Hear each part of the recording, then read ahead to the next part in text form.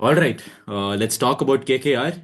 Every year they do something different that makes you go, what were they thinking? And yet somehow it works. And this auction, no different. They went all in on Venkatesh Iyer, dropping a ridiculous 23.75 crores on him. Easily the most jaw-dropping moment in the auction. But then they turned around and pulled off some absolute heists. Quinton de Kock for 3.6 crores, Moeen Ali for 2 crores, Gurbaz for 2 crores, Powell for 1.5. In fact, 16 players were bought under 4 crores. You can literally build an entire playing 11 with just their budget buys. So, is this a well thought out squad or is it just a collection of individual steals who don't quite fit together? Do they have the right mix of experience, finishers, power play bowlers, middle over game changers? Or is this the one which looks great on paper but messy on field? Yeah, Nimal, like as you had asked the question, it's a mix of both, I would say. It's not a waste. They have invested a lot in Venkatesh Iyer, but didn't give his captaincy what he was due for. That is another debate we will go through. But 23.75 in a player who very hardly bowls, right? That is way too much. If I am sitting at the auction table, if I am a team owner, I would have a budget of around 12 to 13 crores only for Venkatesh Iyer. That's for sure. He's a floater. He can open bat at 3, 4, 5 max, what he does for MP in Ranji. So, other than that, I would say they have overspent. But they have compensated it well with smart buys like Moeen Ali, Quinton de Kock, Roman Powell, and other players. But we should look at one more point. So, Roman Powell is not a starter in 11. He is a replacement for Russell. Moeen Ali comes into picture only on spinning conditions like Chepak or Lucknow, but at a cost of an overseas player. And he is a batting all-rounder. He's a good bowler. It's a mixed call. It's the team management's call, and I really don't know. There are a lot of players who can make into the playing 11, like you say, but it will be really tough for them to identify four foreigners who fit across conditions. In Eden Gardens, you can just go with Deepak or Gurbaz. I'm putting a slash because Deepak, I don't know.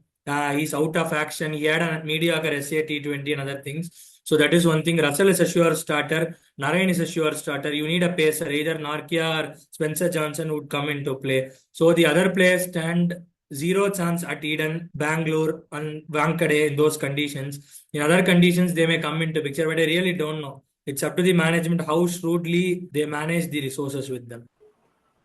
Shreyas Iyer is coming off a stellar 2024. He led from the front, he batted beautifully, he won SMAT, he won the Irani trophy, he won the IPL. Why did KKR have to move on from him? If KKR wanted a captain who steps up under pressure, wasn't he already doing that?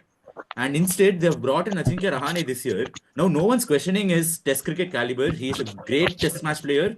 But when it comes to T20, can he handle the high speed chaos of T20s? With Venkatesh Iyer as the vice captain, is KKR in a way keeping their options open in case things don't work as planned?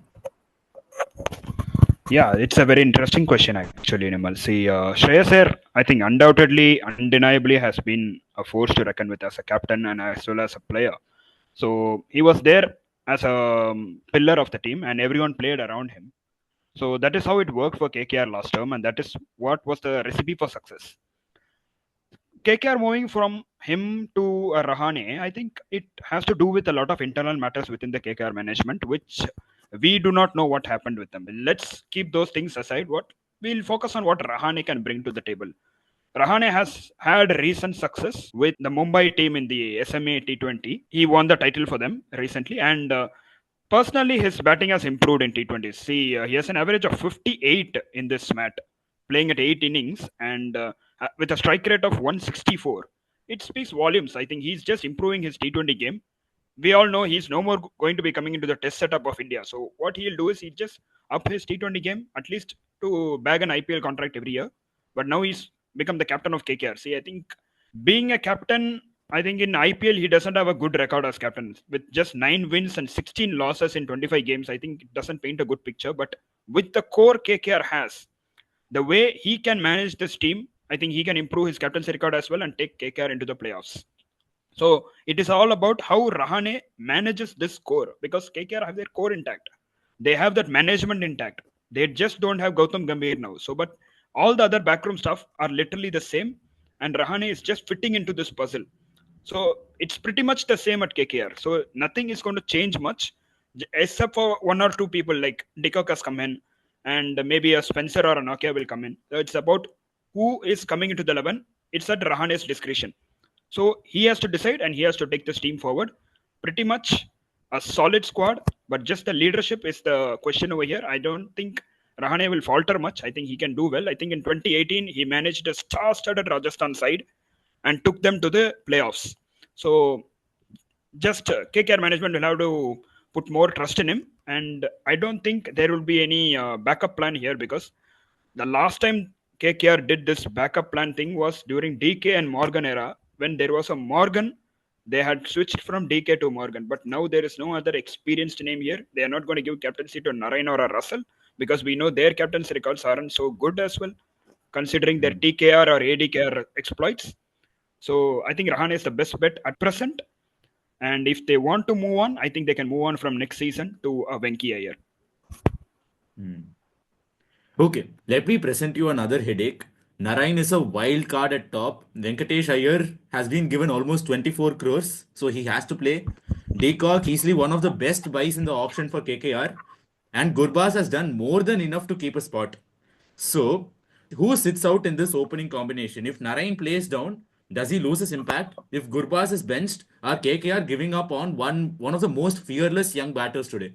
Yeah, I think openers will be a point of headache for KKR. What I would say is that they keep Narine at the top because he was the MVP of last season and he has done a lot of good than bad.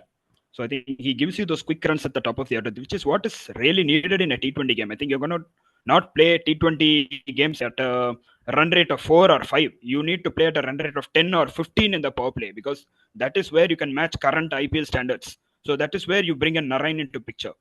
You can talk about Gurbaz as well as an opener, but in my view, Gurbaz, he can give you 1 or 2 good innings, and the next 12 innings might be failure innings. So this is where an experienced guy like Quinton de Kock comes in. He has the destruction as well as the control in his batting. He is not like Gurbaz. He just go and tonk the ball all the way, because you get a lot of control under de Kock. You saw how he was at Lucknow or maybe even at Mumbai Indians a few years ago.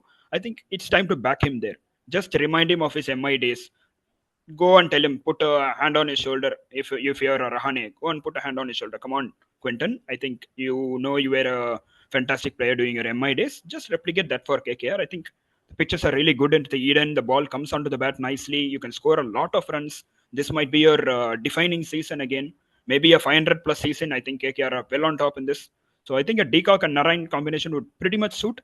It won't be a left-right balance, but still I think a destructive combo. Maybe Venkatesh Iyer or Rahane can swap themselves at 1 drop or 2 drop.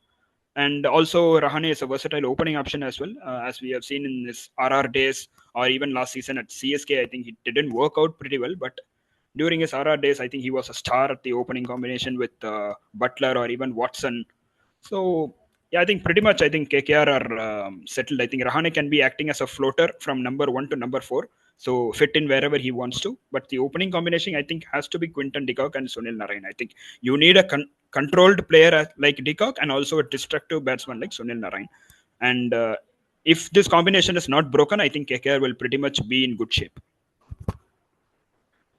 Okay, so we have clearly moved out from Venkatesh Iyer in the opening combination, and now let's move to the middle order combinations where we have Venkatesh Iyer, Manish Pandey, or possibly even Rahane, we don't know, Rinku Singh, and young Ankrish.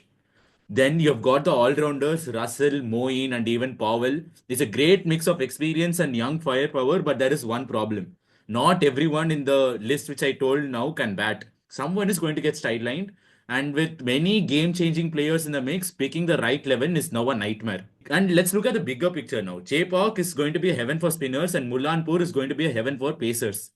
So, does KKR have the flexibility to tweak their playing 11 based on these conditions? And if someone like Moeen or Russell struggles, do they have enough depth in them to cover for them? Yeah, I would like to say one thing. Just like Prashant said, Quinton de Kock is the best option at the top. If we assume that de Kock and Narine will open the batting, since Rahane is the captain, there is no other option. You have to bat him at 3 or either we open with him. So, assuming Rahane bats at 3, 2 left-handers followed by a right-hander, you have to play Venkatesh Iyer in the 11, and he's a good player. He should bat at 4. Then 5, 6, and 7 pick themselves. Rinku, Russell, and Ramandeep, one of the most destructive finishing setup in this IPL, followed by the bowlers. And the bowlers select themselves Vaibhav, Harshit, Varun, and one foreign pacer. That should be the ideal 11 at Eden.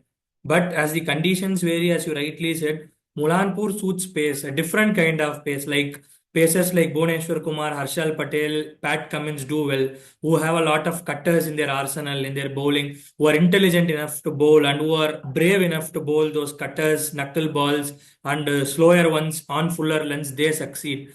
So, do they have that kind of flexibility in their team? It's questionable. Same way, do they have some backups to perform well at Chepak? That is also questionable. And historically, KKR has not done well at Chepak, just like RCB. The whole world knows that.